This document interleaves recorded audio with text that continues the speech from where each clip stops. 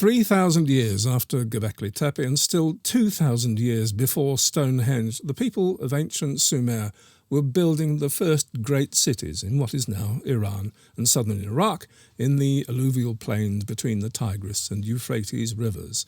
How were they able to do that? Well, hopefully we'll have at least a partial answer to that question by the end of the show. Welcome to you. I'm Michael Bott. I'm Rupert Soskin. And before we start, just a few words. Like, subscribe, Patreon, buy me a coffee, just saying. Links down below. Right, enough said. Before we kick off, we're venturing down to Mesopotamia, southern Mesopotamia. A bit of context, I think, is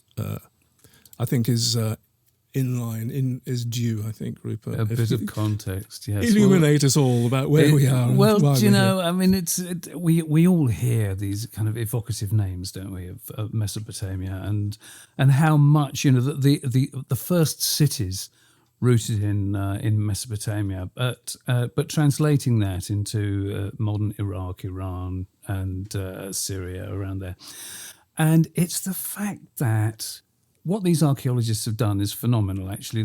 Because that area, so you've got the whole Mesopotamian floodplain between the Euphrates and the Tigris, and it's the fact that there were people farming there for thousands upon thousands of years, but down at this particular southern point of the whole region, it's been dry there, it's been desert for a couple of thousand years. You had all this farming going on for thousands, but realistically 4,000 or 5,000 years. And then the river courses changed slightly, and so that area became desert. And that's how the archaeologists have been able to track all the ancient water courses, all the canals that these ancient farmers had dug and managed. It's fantastic piece of work, it really is. Yeah, hence the paper that we're going to share with you today, and I hope that stuff that Rupert just said springs out at you.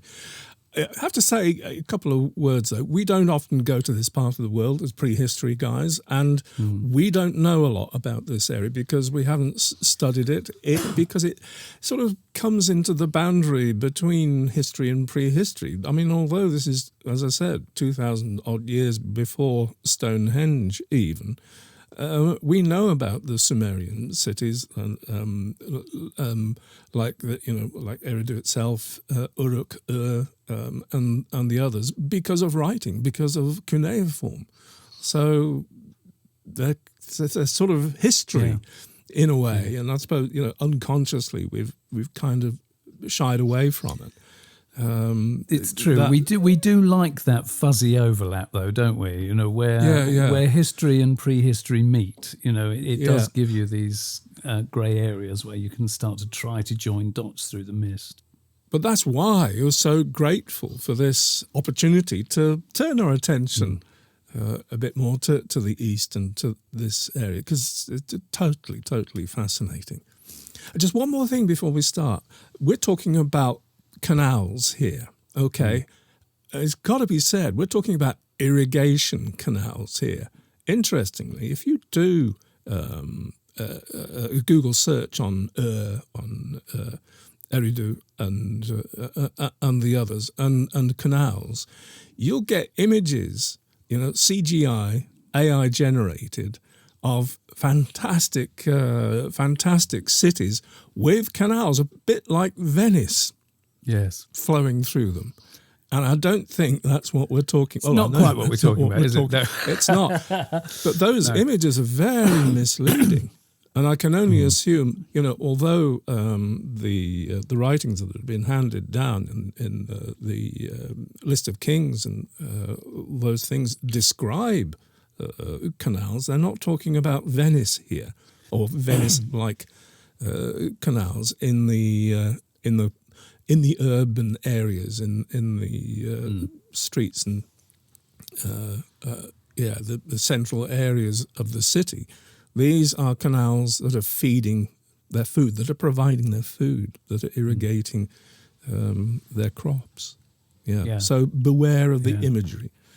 I mean, the absolutely. ziggurats and all that are colossal and huge, and the urban areas are huge, but they're not quite how they're envisioned there. Okay, so with that said, it's time to turn to the paper, I think, Rupert, and share with you, when I've got my act together, this paper, identifying the preserved network of irrigation canals in the Eridu region, southern Mesopotamia.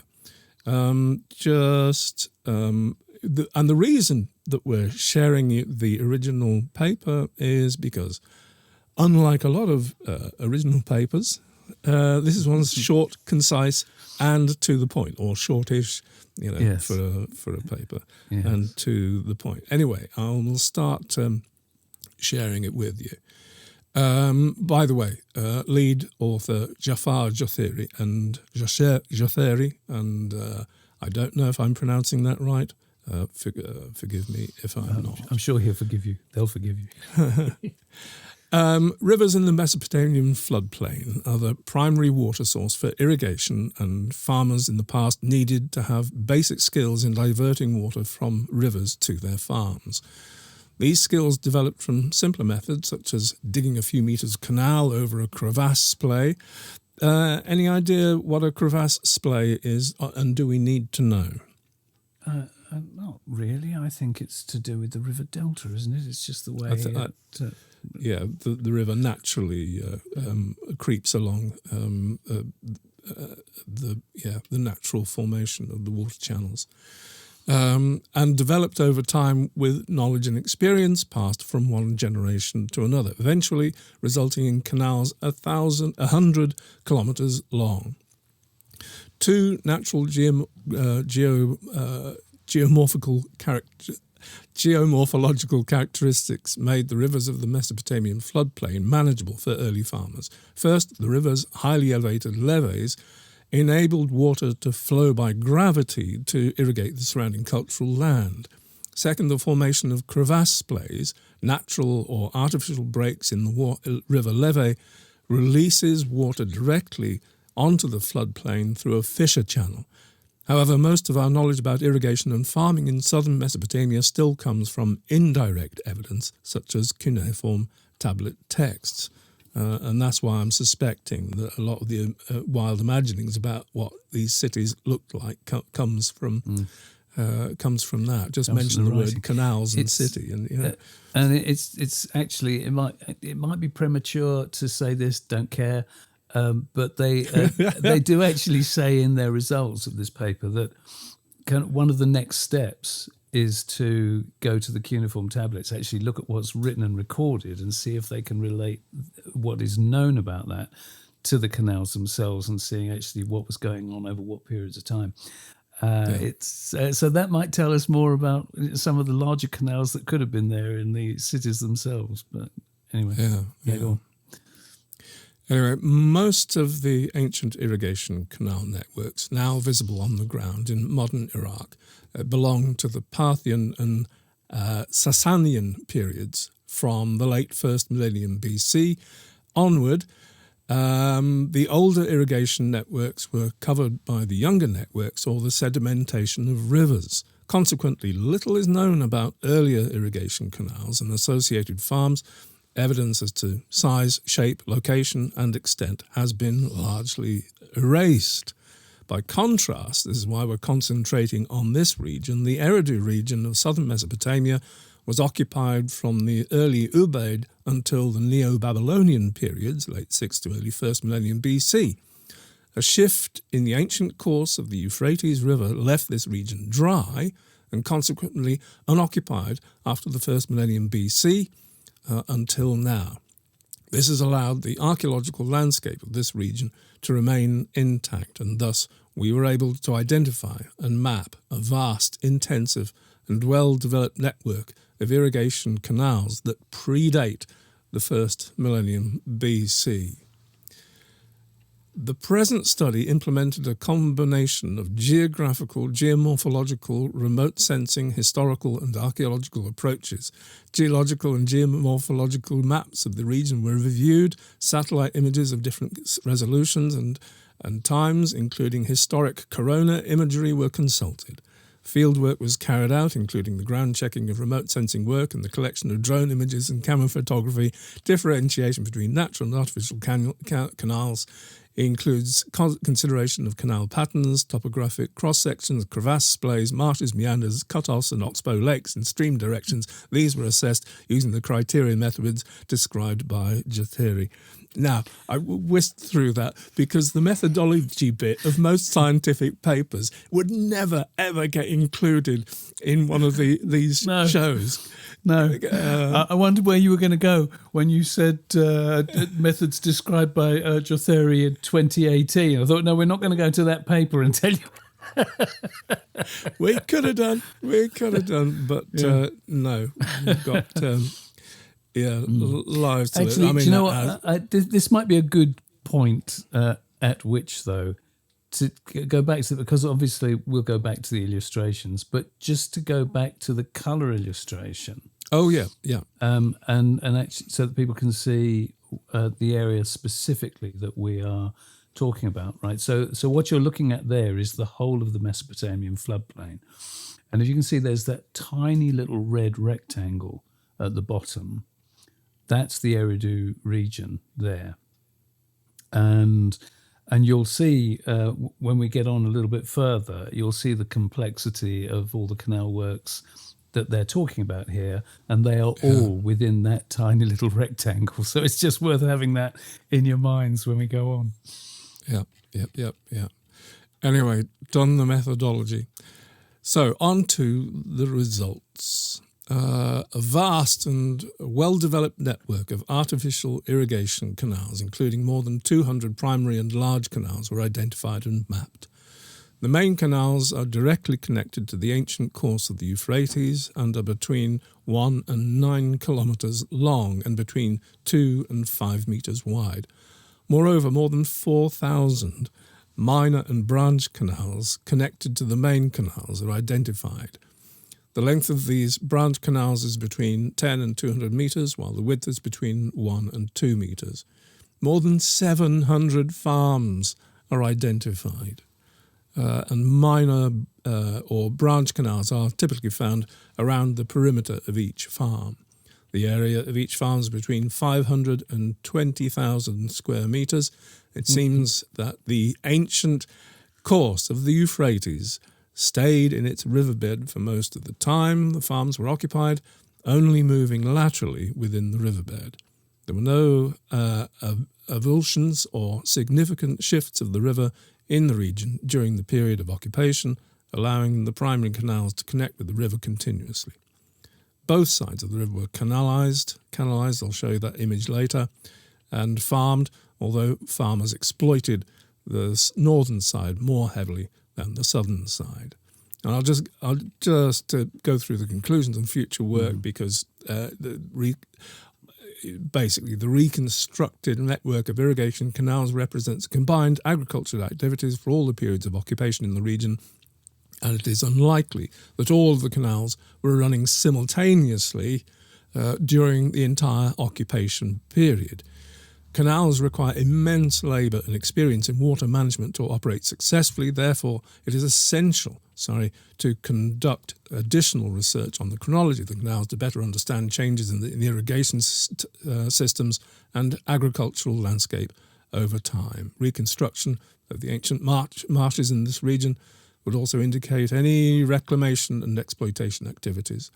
Finally, comparing the character and dimensions of the canals and farms with contemporaneous descriptions in the text of the cuneiform tablets could provide additional valuable insights into agricultural practices and management in the Euphrates floodplain and in Mesopotamia more generally. Sorry to just block read all that, but on the other hand, it's such a wonderfully concise paper. Yeah, seemed worth doing. Yeah. So. I mean, I love it. It doesn't seem like much on the surface, but this short paper really gives weight to the mass of work that was going on and, gives us, at least, as I said at the beginning, the partial reasons why this area in all the world. It should be one of the springboards for kind of civilization as we know it. Once farming took hold further north and to the west, and the Levant and the middle of Anatolia, it was only a short matter of time before, if you forgive the pun, the seeds of cereal cultivation should find the Euphrates Valley, the alluvial deposits there as the most valuable and fruitful, what's the word I'm looking for, area for people to settle down and work in. Which came first, chicken or the egg, as far as the demands of a population or the ability of a population to grow because of the extreme fertility, that's the word, of the area that they decided to settle on. That's another matter. I think it's worth. Can you put back up the illustration of the channels, the canals themselves? There's the red illustration. That one. Yeah, that's the one. Where those are the canals that we're talking about. That's the tiny rectangle that we were looking at earlier, and all those are canals that were cut. And I think it's when you read the stat that they put in there that the main canals are directly connected to the ancient course of the Euphrates and are between 1 and 9 kilometers long and between 2 and 5 meters wide. All right, so you get that scale in your head, between 2 and 5 meters wide. You're not getting a ship down there. This is just for watering the crops. Moreover, more than 4,000 minor and branch canals connected to the main canals were identified. Blah, blah, blah, blah, blah. It says the length of these branch canals is between 10 and 200 meters, while the width is between 1 and 2 meters. All right, so most of those canals are just, they're like, they're really narrow. I suppose you could have cattle maybe drinking water in there, but just from a scale point of view, it's. Well, I haven't looked at it. I mean, I'm asking a question, but it's half of an assumption as well. Is that these kinds of irrigation channels exist now in the world, don't they? All over. In fact, it was something that it quite shocked me reading this to begin with. That my first thought was, wow, the work that these archaeologists have done pulling all this together, which immediately became a good grief, how much digging did those guys actually do? Which then came into, I don't know anything about domestic irrigation. Like, what is farming irrigation like at home? And so I started looking into that because, I certainly know from places, parks that I've been or that I know well, where you've got these narrow channels, they're not even particularly deep, channels that are just, laced around the place just to keep particular areas watered. And I'd never really given it a thought particularly before. And, when you read the scale of the canals, the sizes of the canals in this region, and then it really does come clear to, that's the kind of things that we're talking about here. And I didn't know anything about it. I'd never even thought about it from a domestic farming point of view. Yeah. Which says more about me. Just to go back to what you were saying about the amount of work done, the methodology section of the paper is incredibly brief, just the one paragraph going over it there. But it can't be overemphasized that that's a heck of a lot of work. It may have been largely desktop work, but that requires, a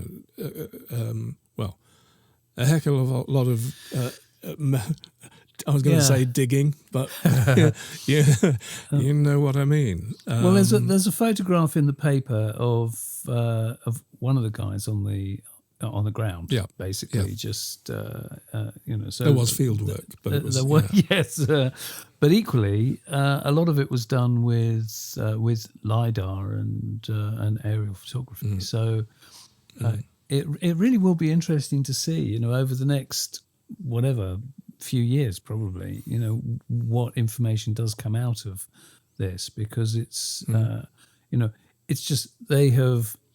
Forgive the pun, but they have only just scraped the surface of of what the whole scale of this is, and if they can put a chronology on it, that's going to be really exciting, because we're talking about 5,000 years of farming is what they're looking at here.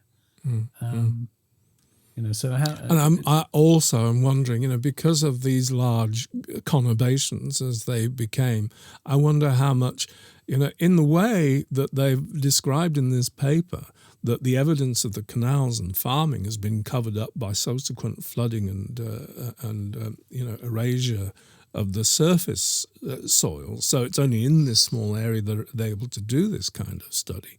You wonder how much of the evidence of the development of farming and the people that were settling there in the first place has been erased, A, by it being in the floodplain, and B, the growth of these huge cities over these original places. Is there stuff that we will never know about the time between Göbekli Tepe and the first city here, Uruk and Ur and Eridu. That's gone missing forever, and are we going to be forever guessing about what happened in the intervening thousands of years while farming was developing? I wonder. Well, we say it a lot, though, don't we? That that is the inherent problem with archaeology, isn't it? That you're dealing with what's left. So we will never have any full idea of what there was. You've got to leave some room for our imaginations. Come on. Yeah. And having fun making up narratives and stories. Yes. What would we do without that? Yeah. So I hope, if this little show and showing you this paper has done anything, it certainly has for us, sort of refocused us or given us a bit of a window onto this area. But I hope it's done the same for you as well, and redressed the balance between the imagery of this beginning of this part of civilization, which is centered around the big buildings, the ziggurats and all the rest of it, and focus more, about the 700 farming families. Needed to supply, to keep these people alive, to keep the keep that whatever system going, whether it was a hierarchy, whether it was not. Well, I'm pretty sure it was a hierarchy, but that's another story. It's so many stories, in fact. Yes. Yeah. Okay. So that's it for this story. Until the next story. Don't know when that'll be, but thank you so much for watching thus far. As I said earlier, like, subscribe, Patreon, buy me a coffee. Buy me a coffee. Göbekli Tepe to Stonehenge Project. Details down below. But until the next time, thanks, folks. Bye. Take care.